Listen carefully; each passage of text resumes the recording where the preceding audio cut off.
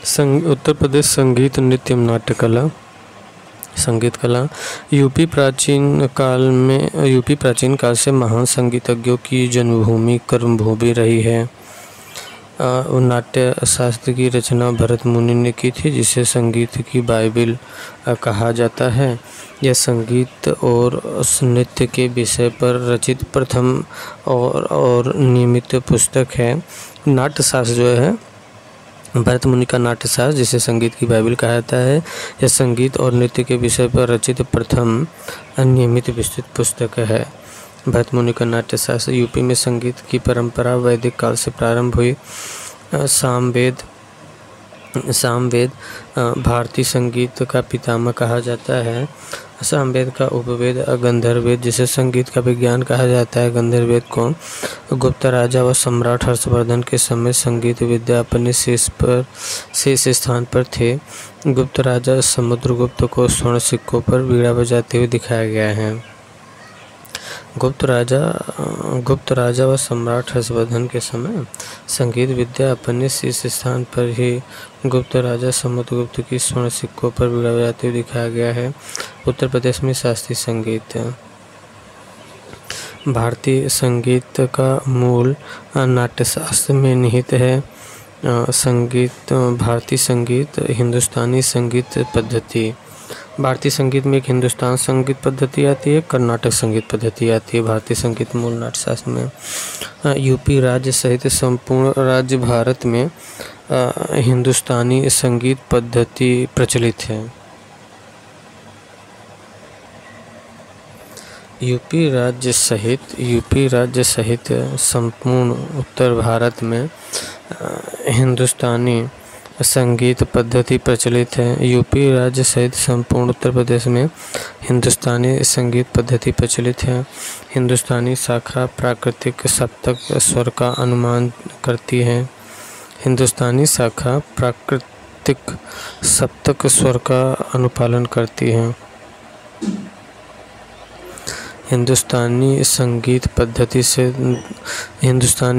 पद्धति में 10 प्रमुख विधाएं हैं। हिंदुस्तानी संगीत पद्धति में कितनी विधाएं हैं? 10 प्रमुख विधाएं हैं, जिसमें ध्रुपद, ख्याल, तराना, ठुमरी, टिप्पा, धमार, होरी, चतुरंग, रससागर और शरणय आदि आती है। हिंदुस्तान संगीत पद्धति में देखिए, जो भारतीय संगीत है 2 भागों में बटा है। एक हिंदुस्तानी संगीत पद्धति, दूसरा कर्नाटक संगीत पद्धति है। भारतीय संगीत मूल नाट्यशास्त्र में निहित है और भारतीय संगीत 2 भागों में बटा है, हिंदुस्तानी संगीत पद्धति और कर्नाटक संगीत पद्धति। हिंदुस्तानी संगीत पद्धति, कर्नाटक संगीत पद्धति। और यूपी राज्य सहित संपूर्ण उत्तर भारत में हिंदुस्तानी संगीत पद्धति लागू है। हिंदुस्तानी शाखा प्राकृतिक सप्तक स्वर का अनुपालन करती है। हिंदुस्तानी संगीत पद्धति में 10 प्रमुख विधाएं हैं। ध्रुपद, ख्याल, तराना, ठुमरी, टिप्पा, धमार, होरी, चतुरंग, रससागर और शरणय आदि हैं। ध्रुपद संगीत के कुछ नियमों में बंधे होने के कारण इसे ध्रुपद कहते हैं। ध्रुपद संगीत के कुछ नियमों में बंधे होने के कारण इसे ध्रुपद कहते हैं। संगीत के कुछ नियमों में बंधे होने के कारण इसे ध्रुपद कहते हैं। ध्रुपद जो है ना, संगीत के कुछ नियमों में बंधे होने के कारण इसे ध्रुपद कहते हैं। उत्पत्ति मंदिरों में, इसकी उत्पत्ति मंदिरों में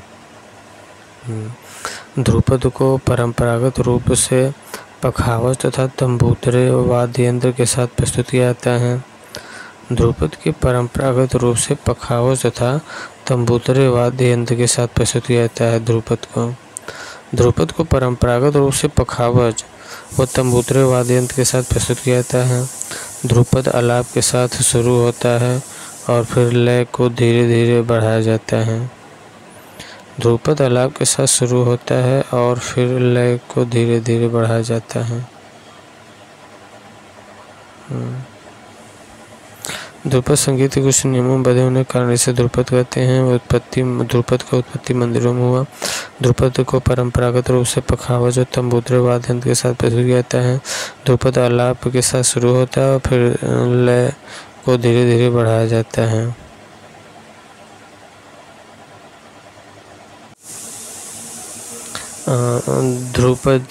ध्रुपद इस शैली को अकबर के समय मुगल दरबार का संरक्षण प्राप्त हुआ था। ध्रुपद शैली अपने शीर्ष पर पहुंची अकबर के समय। अकबर के दरबार में 3 श्रेष्ठ ध्रुपद गायक थे, तानसेन, बाबा गोपाल दास, स्वामी हरिदास। तानसेन, बाबा गोपाल दास और स्वामी हरिदास। स्वामी हरिदास, बाबा गोपाल दास और तानसेन, ये अकबर के दरबार में 3 श्रेष्ठ ध्रुपद गायक थे, तानसेन, गोपाल दास, स्वामी हरिदास। बैजू बावरा भी इसी काल का माना जाता है। बैजू बावरा भी इसी काल का माना जाता है। ध्रुपद विद्या का डायरी घराना उत्तर प्रदेश और बिहार से संबंधित है। डायरी मुस्लिम होते हुए भी हिंदू देवी देवताओं की स्तुति करते हैं। ध्रुपद विद्या का डायरी घराना उत्तर प्रदेश और विद्याधर के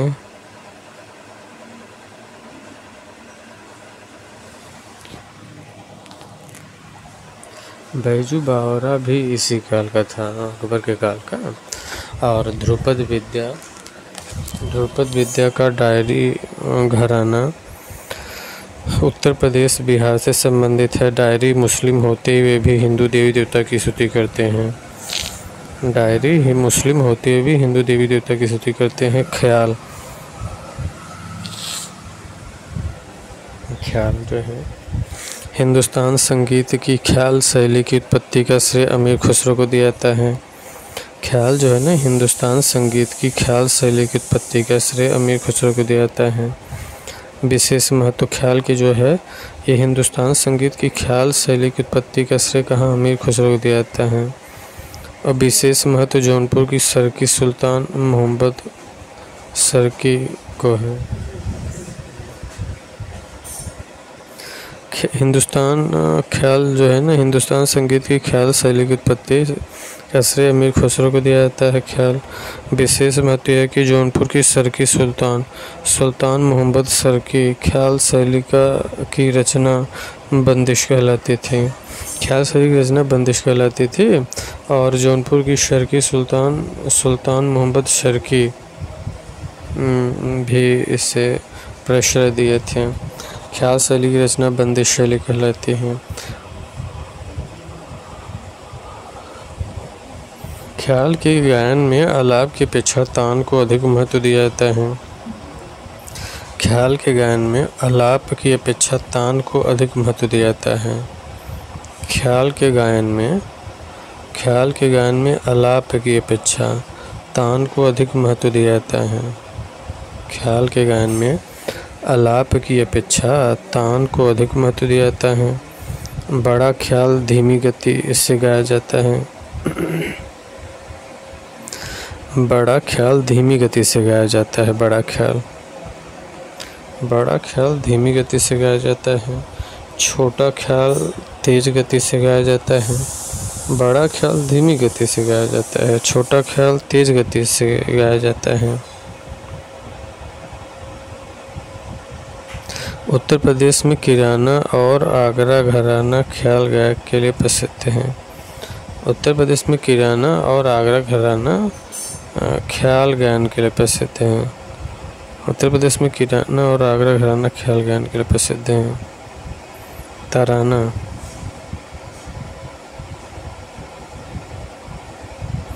तराना शैली का विकास अमीर खुसरो के प्रयासों से हुआ। तराना शैली का विकास किसके? अमीर खुसरो के प्रयासों से हुआ। तराना शैली में लय को प्रमुखता दी जाती है। तराना मेवाती घराना के पंडित रतन मोहन शर्मा एक प्रसिद्ध तराना शैली के गायक हैं। तराना जो है ना, मेवाती घराना के पंडित रतन मोहन शर्मा की एक प्रसिद्ध तराना शैली के गायक है। तराना जो है मेवाती घराना के पंडित रतन मोहन शर्मा की प्रसिद्ध तराना शैली के गायक है। तराना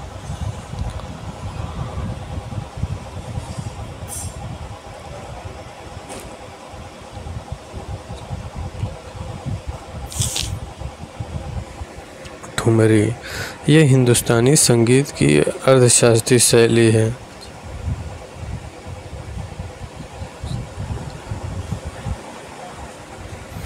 ये हिंदुस्तानी संगीत की अर्धशास्त्रीय शैली है। ठुमरी जो है यह हिंदुस्तानी संगीत की अर्धशास्त्रीय शैली है।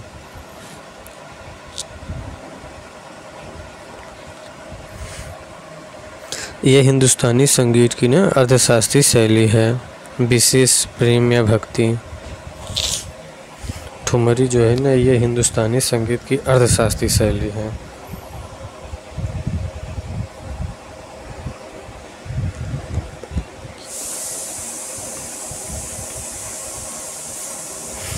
यह हिंदुस्तानी संगीत की अर्धशास्त्रीय शैली है।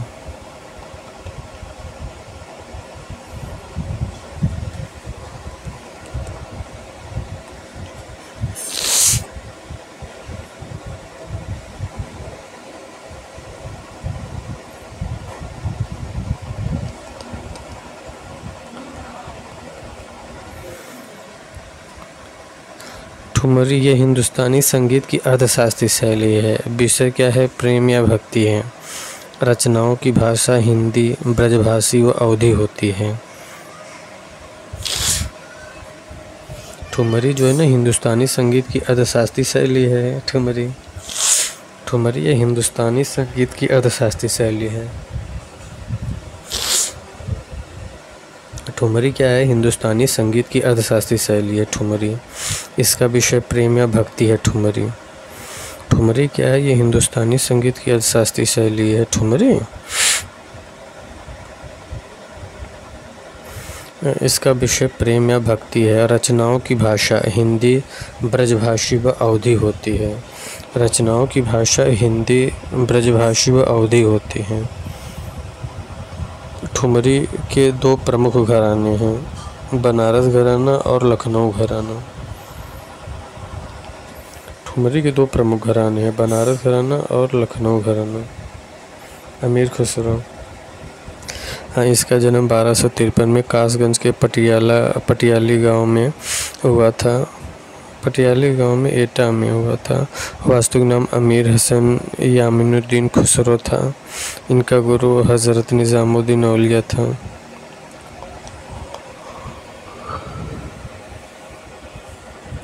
सितार व तबला वाद्य यंत्र का जनक अमीर खुसरो था।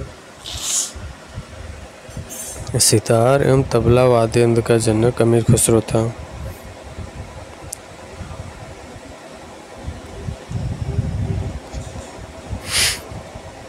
सितार और तबला वाद्य यंत्र का जनक अमीर खुसरो था।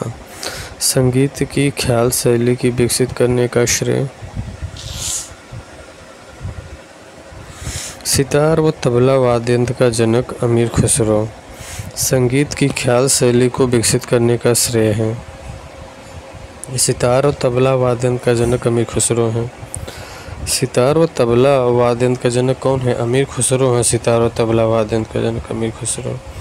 संगीत की ख्याल शैली को विकसित करने का श्रेय है अमीर खुसरो को। हिंदुस्तानी शैली का जनक है और भारत में गज़ल का प्रतिपादक है। हिंदुस्तानी शैली के जनक हैं अमीर खुसरो। हिंदुस्तानी शैली के जनक हैं, भारत में गज़ल के प्रतिपादक हैं। अमीर खुसरो प्रतिष्ठित लेखक भी थे। इन्हें उर्दू साहित्य खड़ी बोली का जनक भी कहा जाता है। रचना नूर सिपहिर की रानो सादेन, देवल रानी की कथा, मजनू लैला और तुगलकनामा, तूतिए हिंद। अमीर खुसरो को कहा जाता है तूतिए हिंद, भारत की आवाज़।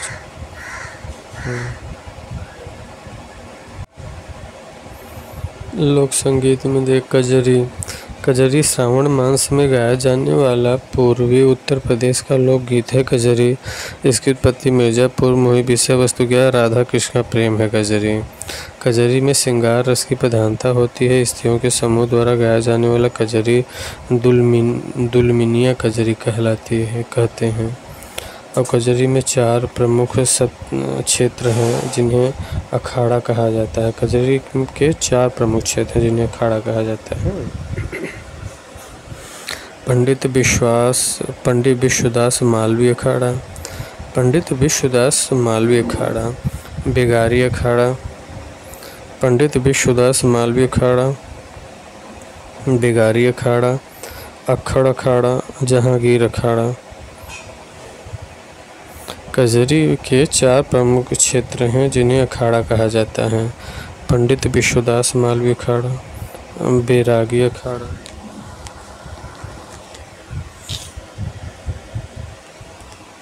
अक्खड़ अखाड़ा और जहांगीर अखाड़ा। कजरी के 4 प्रमुख क्षेत्र हैं जिन्हें अखाड़ा कहा जाता है। पंडित विश्वदास मालवीय अखाड़ा, बैरागी अखाड़ा, अक्खड़ अखाड़ा, जहांगीर अखाड़ा। प्रसिद्ध गायिका मालिनी अवस्थी, शारदा सिन्हा, उर्मिला श्रीवास्तव, उषा गुप्ता, विंध्यवासिनी देवी, ये सब हैं। ये जो है ना भोजपुरी गायिका है मालिनी अवस्थी, शारदा सिन्हा, उर्मिला श्रीवास्तव और उषा गुप्ता, विंध्यवासिनी देवी। ठुमरी की उत्पत्ति अवध के अंतिम नवाब वाजिद अली शाह के दरबार में विशेषता भगवान कृष्ण व राधा जी के जीवन में सचित्र वर्णन है। घराना बनारस घराना और लखनऊ घराना। ठुमरी गायन शैली एक रोमांटिक और कामुक शैली है। ठुमरी की उत्पत्ति अवध के अंतिम नवाब वाजिद अली शाह के दरबार में हुआ और विशेषता है कि भगवान श्री कृष्ण राधा जी के जीवन के सचित्र वर्णन करता है ठुमरी। ये घराना ठुमरी का घराना जो है बनारस घराना और लखनऊ घराना। ठुमरी बनारस और लखनऊ घराना में।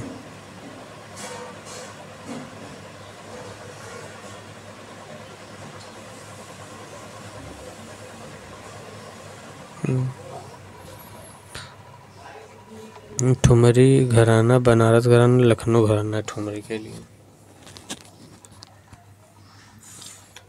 के लिए ना बनारस घराना और लखनऊ घराना है। ठुमरी गायन शैली एक रोमांटिक और कामुक शैली है। ठुमरी को भारतीय शास्त्रीय संगीत का गीत भी कहा जाता है। ठुमरी को भारतीय शास्त्रीय संगीत का गीत भी कहा जाता है। गीत रचना ज़्यादातर प्रेम, जुदाई व भक्ति से संबंधित है। गीत रचना ज़्यादातर प्रेम, जुदाई व भक्ति से संबंधित है। गीत रचना बेगम अख्तर, गौहर जान, बेगम अख्तर, गौहर जान, शोभा गुंटू, नूर जिशान, प्रभा अख्तर ठुमरी की रानी हैं। ये प्रसिद्ध गायिका हैं। अच्छा, शोभा गुर्टू, ये सब ठुमरी की रानी शोभा गुर्टू को, ये सब प्रसिद्ध गायिका हैं। सोहर अवध व पूर्वांचल का लोकप्रिय गीत है। सोहर अवध व पूर्वांचल का लोकप्रिय गीत है जो बच्चों के जन्म के अवसर पर गाया जाता है। गीत के माध्यम से मनुष्य के जीवन चक्र को प्रदर्शित करता है। सोहर गीत के माध्यम से मनुष्य के जीवन चक्र को प्रदर्शित करता है।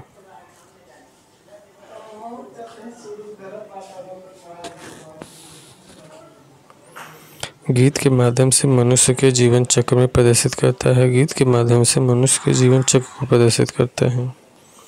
सोहर जो है अवध पूर्वांचल में लोकप्रिय है जो बच्चों के जन्म पर गाया जाता है। गीत के माध्यम से मनुष्य के जीवन चक्र को प्रदर्शित करता है। चैती पूर्वांचल का लोकप्रिय है। चैत्र माह पर केंद्रित होता है। चैत्र भगवान राम के जन्म का भी माह है, इसलिए इस गीत की अंतिम पंक्ति में राम शब्द आता है। इसलिए इस गीत की अंतिम पंक्तियों में राम शब्द आता है चैती में। रसिया ब्रज क्षेत्र में होली के अवसर पर गाया जाने वाला लोकप्रिय है। रसिया ब्रज से भगवान श्री कृष्ण राधा के प्रिय प्रसंग में है। ढोला आगरा व मेरठ क्षेत्र का लोकगीत है। ढोला जो है आगरा व मेरठ क्षेत्र का लोकगीत है। इस लोकगीत में ढोला व मारू के चरित्र का वर्णन किया जाता है।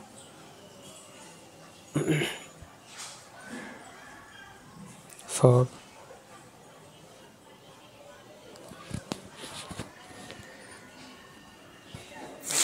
पूर्वी उत्तर प्रदेश में होली उत्सव पर गाया जाने वाला लोकगीत है फॉग। पूर्वी उत्तर प्रदेश में होली उत्सव पर गाया जाने वाला लोकगीत है फॉग। प्राकृतिक सौंदर्य और राधा मुखर्जी का प्रेम प्रसंग का वर्णन है। फाग जो है ना, फाग पूर्वी उत्तर प्रदेश में होली उत्सव पर गाए जाने वाले लोकगीत हैं। प्राकृतिक सौंदर्य और राधा कृष्ण का प्रेम प्रसंग है।